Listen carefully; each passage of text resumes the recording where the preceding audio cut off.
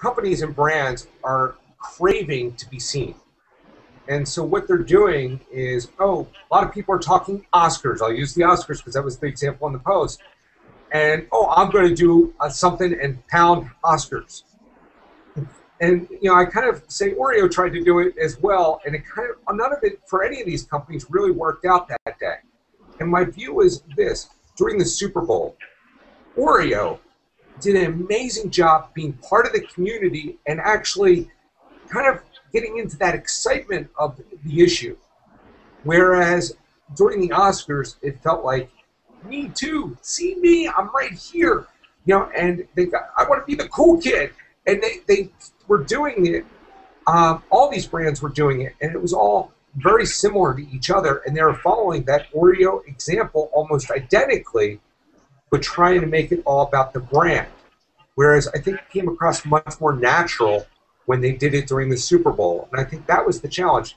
I saw a number of examples, during the Oscars, and I just sat there going, you know what, here's how I use Twitter. I don't use Twitter to follow my newsfeed.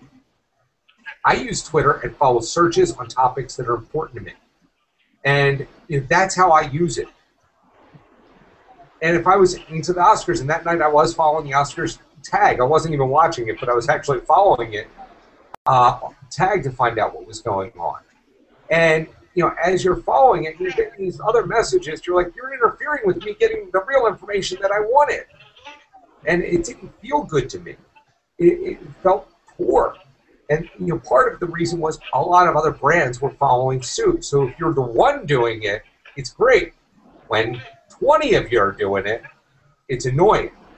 So that's where kind of that fine line is. And it is about being part of that community and delivering something of value to the community.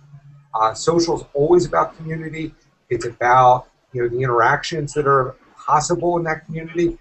And so, if you start to interfere with that, people will look to go elsewhere.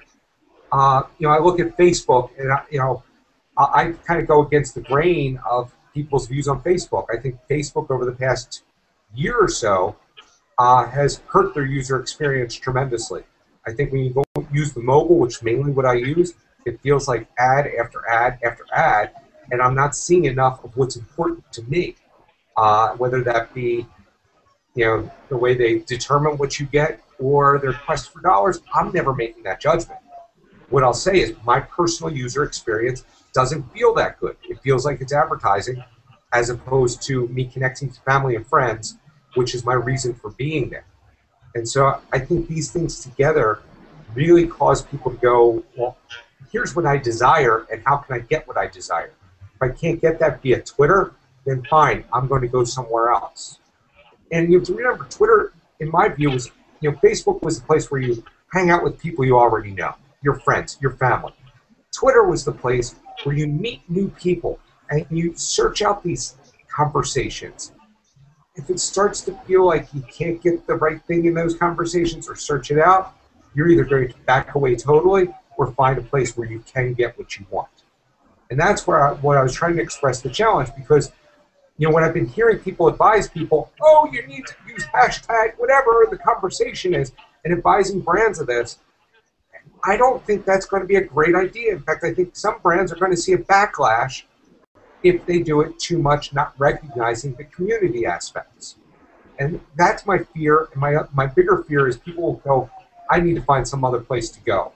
And I personally love Twitter. So I don't want to see that happen either. I think there's a happy medium.